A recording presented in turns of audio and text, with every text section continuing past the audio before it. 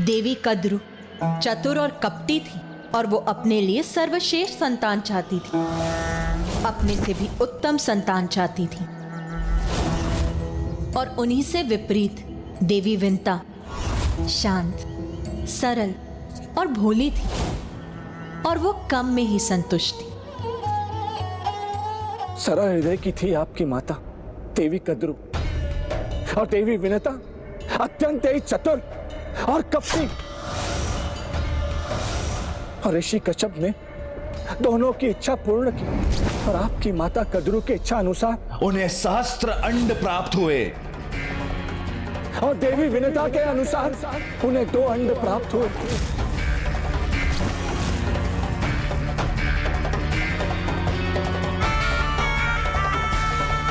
देवी कद्रु के शास्त्र अंड यथाशीघ्र ही संतान उत्पन्न करने लगे और इसी प्रकार जन्म हुआ शक्तिशाली नागों का।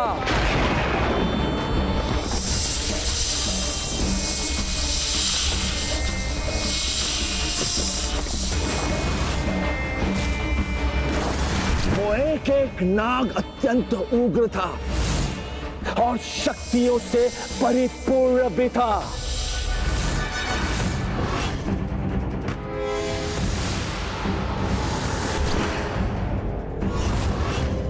प्रतीत होता है मेरी पत्नी देवी नाग लक्ष्मी पर भी इन मायावी तरंगों का प्रभाव हो रहा है। मुझे किसी प्रकार इसके प्रभाव को रोकना होगा। किंतु देवी विनता कहाँ शांत बैठने वाली थी।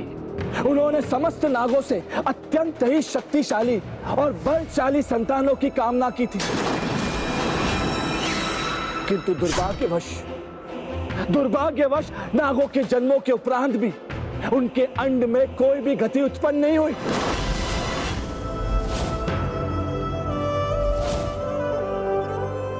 देवी विंता ने तेजस्वी पुत्रों की प्राप्ति की इच्छा व्यक्त और जिस प्रकार तेज उत्पन्न करने हेतु चेष्टा, चिंतन और धैर्य पूर्वक प्रतीक्षा करनी होती है, उसी प्रकार तेजस्वी संतान के लिए भी धैर्य धारण करना होता है।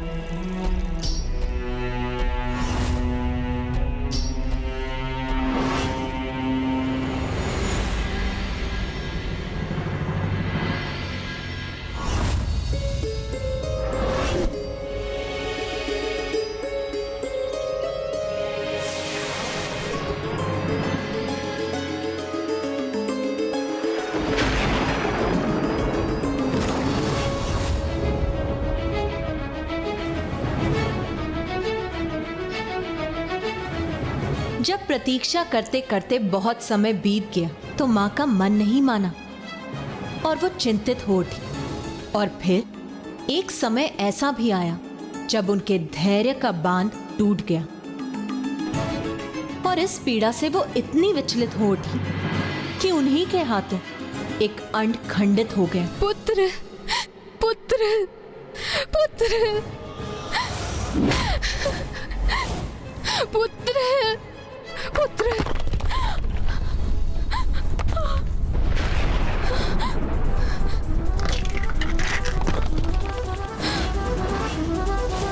और फिर उस खंडित अंड से एक अर्ध विकसित अरुण उत्पन्न हुआ।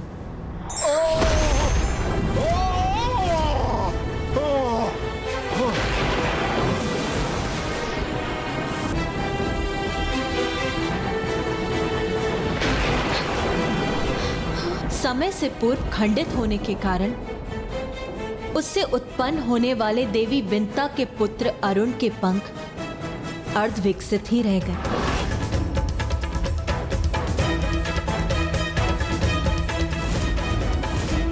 आपने अपने ही पुत्र के साथ ऐसा क्यों किया माँ? अब मुझे जीवन पर्यंत ये कष्ट भोगना होगा।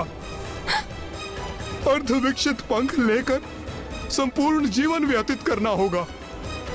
मुझे क्षमा कर दो पुत्र, मैं गहन चिंता में डूब गई थी।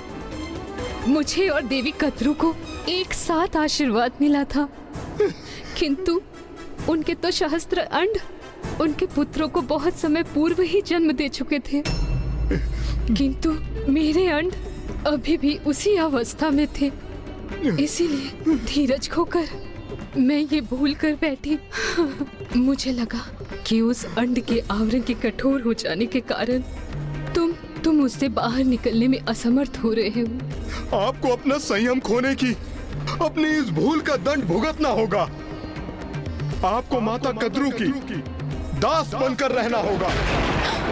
वही माता कद्रू जिनके अंड से अपने अंड की तुलना कर आप अपना धीरज खो बैठी पुत्र, और मेरे साथ ये अन्याय कर बैठी।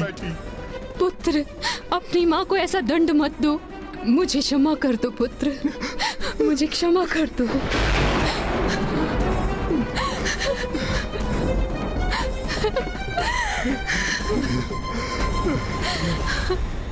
जो शाप मैं दे चुका हूं उसे तो मैं कभी परिवर्तित नहीं कर सकता, किंतु हाँ, यदि आप अब धीरज का परिचय देंगी तो आपका दूसरा अंड एक ऐसे शक्तिशाली अस्तित्व को जन्म देगा जो आपको दासता से मुक्त कराएगा।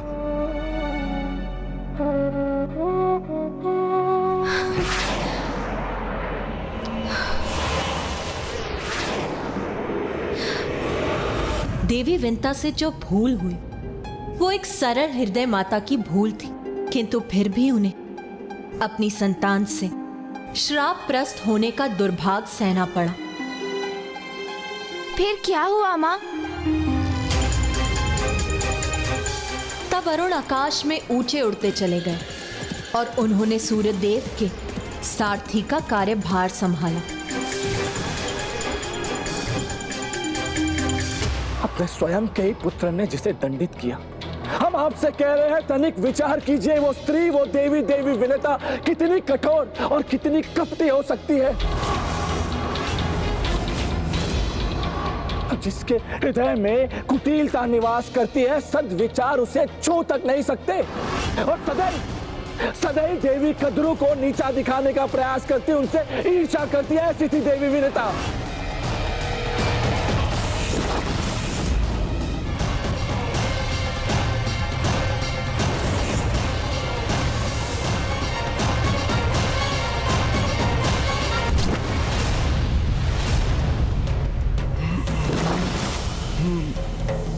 ये कैसा प्रभाव है इस मायावी असुर की माया का?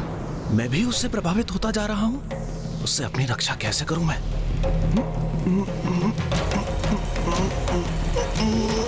और एक दिवस ऐसी घटना हुई कि दुर्दशा से भरी देवी विनेता ने नागलोक की देवी कद्रू को अपने जाल में फंसाने का प्रयास किया, किंतु वो कहते हैं ना, जो कपटी होता है वो अपने चाल की जाल में स्वयं फंस जाता है। और दुर्भाग्यवश देवी विनेता के साथ भी उस दिवस यही हुआ। वे स्वयं अपने चाल के जाल में उलझ गईं। उनके पुत्र अरुण का श्राप तो फलित होना ही था। इसीलिए एक दिवस ऐसी घटना घटित हुई जिसके कारण सदा के लिए देवी विनेता को देवी कद्रू की दासी बनने के लिए विवश होना पड़ा।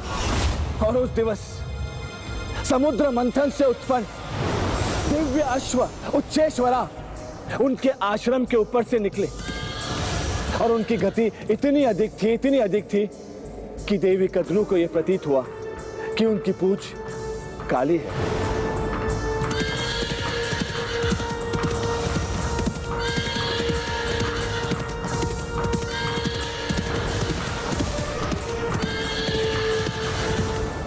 किंतु देवी विनेता सदैव नाग माता देवी कद्रू का अपमान करने के लिए तत्पर रहती थी।